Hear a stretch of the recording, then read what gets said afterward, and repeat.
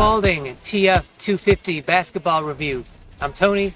Welcome back to Streetball Strategy. Some more. What? No elevator, we up from the floor. Hop in on fire, can't pass me a torch. Made it from the bottom, now I'm on top and I'm ready for war. Today we're talking about this Spalding TF-250. Let's do a quick overview on the Spalding TF series of basketball. The Spalding TF series is their signature series of composite leather basketball. There's 4 basketballs in this series and they all fall somewhere on the composite leather spectrum, meaning the spectrum of composite leather basketballs that even though they're made of composite leather, they can either feel very rubbery or they can feel very leathery. The most famous TF basketball is the TF-1000. I'm assuming it's called the TF-1000 because on a scale from 0 to 100, if 0 is basketballs that feel very rubbery even though they're composite leather, 100 being basketballs feeling very leathery even though they're composite leather, the TF-1000 falls in that 100 range. TF-1000 basketballs are composite leather basketballs that feel very leathery and are intended primarily for indoor use. On the opposite end of that spectrum, you have this TF-250, which falls squarely on the rubber side of the composite leather spectrum. It's very aptly named in that I would say on the spectrum of 0 to 100, it falls about 25% rubber on the spectrum. So now that we know what we're dealing with, let's get into the specifics of the Spalding TF-250. Starting as always with the overall grip and feel of the basketball. You can tell immediately that this ball feels like a good quality made basketball. In that because it's composite leather, you have that classic composite leather kind of cushion and feel on the cover of the basketball. There's a little bit of squeeze, a little bit of cushion to the cover. And yet because this is on the rubber end of the spectrum, there is a little bit of a tackiness, a little bit of a stickiness to the cover as well. It's very good. It feels very well balanced between rubber and composite, though it's obviously rooted in the rubber end of that composite spectrum. So it feels very good in the hand, good quality feeling. The pep is very standard, right? It's pretty flat. That's expected for a composite leather basketball. There is a slight subtle protrusion of the pebbling, but it's very small. It's not really noticeable, but that's okay. That's standard for composite leather. That being said, even though the pebbling is fairly flat, the overall the feel of the basketball, the overall feel of it still feels like good quality composite leather. When we get to the grip channels of this basketball, that's where I was pleasantly surprised. Spalding basketballs, especially Spalding basketballs that are meant to be indoor or outdoor, especially the outdoor basketballs, their grip channels are notorious for being pretty flat, pretty unimpressive, pretty forgettable. Now, I'm personally a huge grip channel guy. Grip channels are usually very important to me. The more pronounced they are, the deeper they are, the more you can feel them in your hand when you catch a ball. Like if you're in a catch and shoot kind of situation, the deeper, more present the grip channels are, the more I like that in a basketball. Spalding usually has pretty flat, forgettable, not really noticeable grip channel. This basketball, however, does have fairly deep grip channels. They're definitely not as deep as I would like, but they're deeper than I expect from a Spalding basketball. They're just about as wide as you'll ever find in any basketball. Grip channels on Spalding are pretty good when it comes to their width. It's just that with this particular basketball, the depth is what's pleasantly surprising. They could be deeper, they could be more pronounced, but I do like how they are deeper than the average Spalding basketball. That's just even more indication that this ball is intended more so to be on the rubber end of the spectrum, meaning it's also intended to be used more so for outdoor basketball than the 500 and definitely the M and 1000 versions of this basketball. But what's most impressive about the grip channels on this basketball are the rubber inseams on the inside of the grip channels. On most basketballs, especially composite leather basketballs, they all have the rubber inseam inside the grip channels, but A lot of times it's just sort of there because it's supposed to be there and because it adds to the aesthetics of how the basketball looks. But they're not usually actually functional. But with this basketball, they are very functional because the rubber inseams on this basketball are nice and sticky and tacky, and your fingertips naturally stick to them and don't move and slide when they're on them. They're very sticky, very tacky, thus they're very usable. That's just not the case with most rubber inseams on most composite leather basketball. To the point where I'm 5'8", I have the average hand size of a player who's 5'8". I don't really have a need to be able to palm a basketball and hold it by one hand. I like being able to do it, but I don't need it. And with most composite leather basketballs, I can't do that because the cover and the whole basketball itself is usually too, it's too silky and smooth for me to be able to do that. But with this basketball, because of the rubber inseams and how good and tacky they are, it's nothing. It's easy for me to be able to palm this basketball. Now again, that's not a big deal, but when it comes to me as a player, like I'm a pass first point guard, so I really need and demand precision when it comes to handling the basketball. If the more composite leather it feels like, the more it is on the leather end of that spectrum, the softer, more silky it is, the less control I have of a basketball.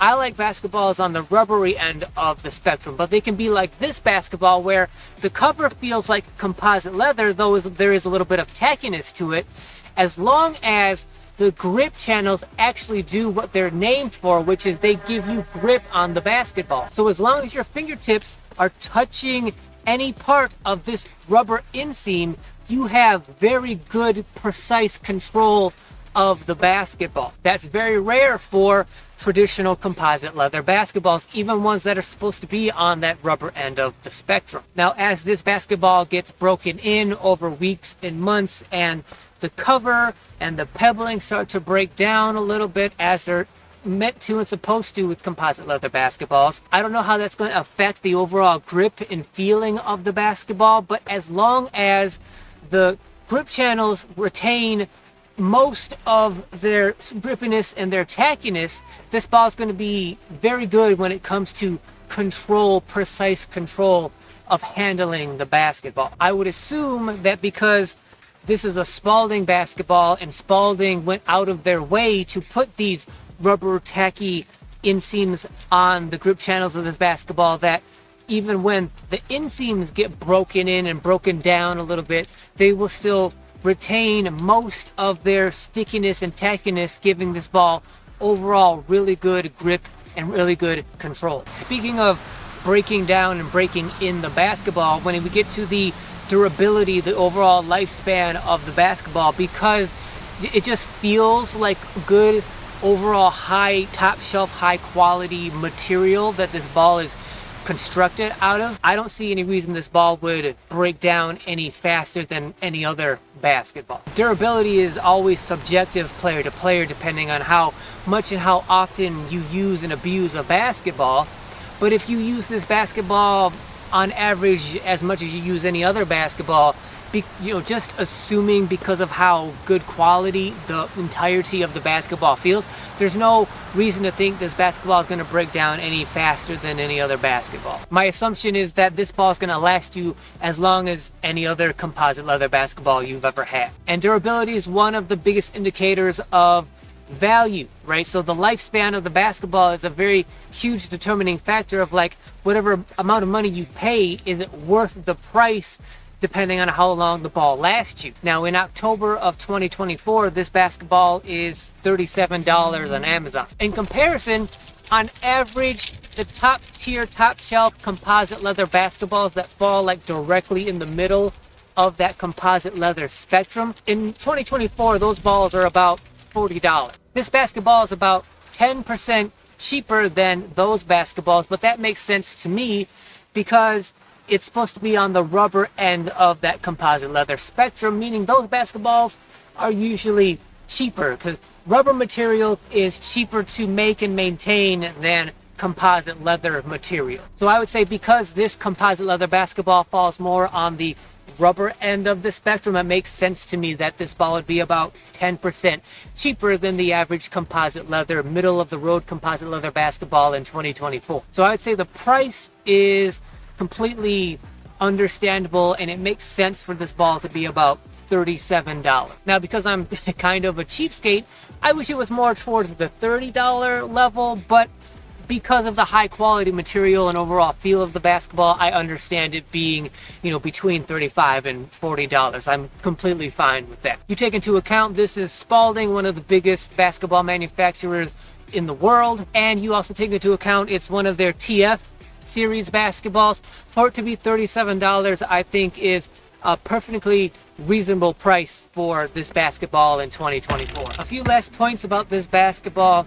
Just like with most composite leather basketballs, especially basketballs that are manufactured by the big names in the industry, because they're composite leather, they have to have this indentation right here for the barcode.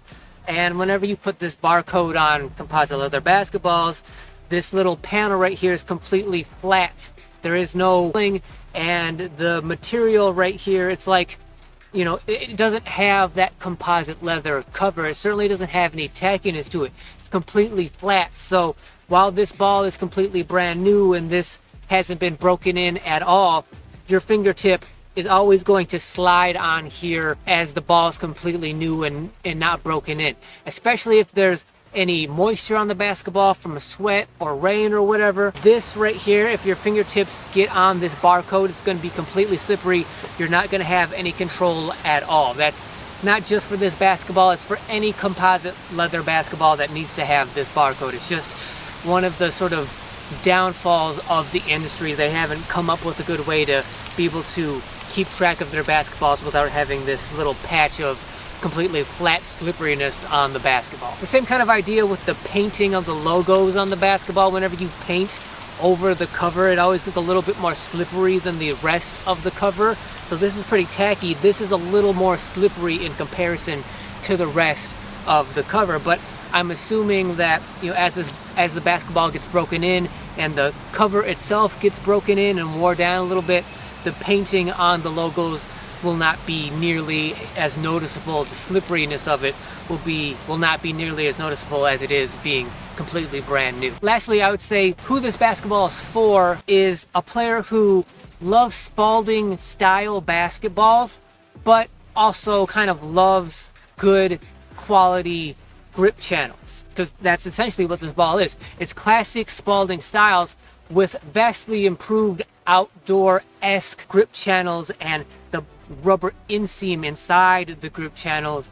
That's what this basketball is. That's who it's for. You combine the good quality feeling of the composite leather cover on this basketball and its pep. You combine that with the super tacky inseams on the grip channels, and you have a great overall experience for a good quality holding, feeling, controlling in your hand kind of basketball experience that's supposed to lead to good precise control. Now for me personally, because I just prefer overall more rubbery tacky basketballs, even though I really do like and enjoy this basketball and would use it and would buy it again, I would primarily use this basketball for practice and training, mainly because since it's composite leather, there is that little bit of smooth silkiness give to it, which means when you use it, especially when you're practicing with it, you have to be more conscious and cognizant of how you handle and use this basketball, how your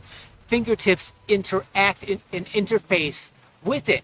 So the more leathery a basketball is, the more smooth and silky it is, the more you have to pay attention to how your fingertips interface with it. The more rubbery it is, because they automatically naturally stick to it, you don't really have to think about that basketball and the way your fingertips interact with it. That's why I would choose this ball to practice with, because then I would have to consciously think, okay, what are my fingertips doing? How are my fingertips interacting with the ball as I'm practicing and training with it? And then I would use a rubber basketball in competition where I don't have to be as thoughtful of what my fingertips are doing. I can concentrate on the game and competition as a whole. But that's just me, and that's just my approach. Your approach may be different, and it's all good if it is. My overall point though is, even though this is a composite leather basketball, it still gives you a good quality tacky feeling because primarily of the grip channels. It's just that because I like an extreme kind of rubbery tacky experience, I would choose that kind of basketball for my competition basketball and use this basketball as a practice basketball. But if this were the only basketball I had, I'd be perfectly fine, perfectly happy using this as a in-game competition kind of basketball because the grip and feel quality of it overall is really that good. So I want to thank you guys for watching. If you like this video, if you found it helpful, if you think it's going to help you decide whether or not to give this basketball a try, and I recommend that you do, because you really can't go wrong. Like, you get the best of both worlds. You get a good tacky experience, especially because of the grip channels, but you also get that overall kind of composite leather feeling. Even though it is on the rubber side, overall you can still tell like immediately that even if you didn't know, if you were blindfolded and someone just handed you this ball, you would automatically know, oh yep, this is a composite leather basketball. It just feels kind of tacky. So if you want to give this ball a try, affiliate links down below, and if you did like this video, then please subscribe to the channel. And if you have experienced the TF-250, let us know down in the comments what you think. How was your experience? Many of us have probably experienced the TF-1000 when you've been indoors playing somewhere because it's such a widely manufactured basketball.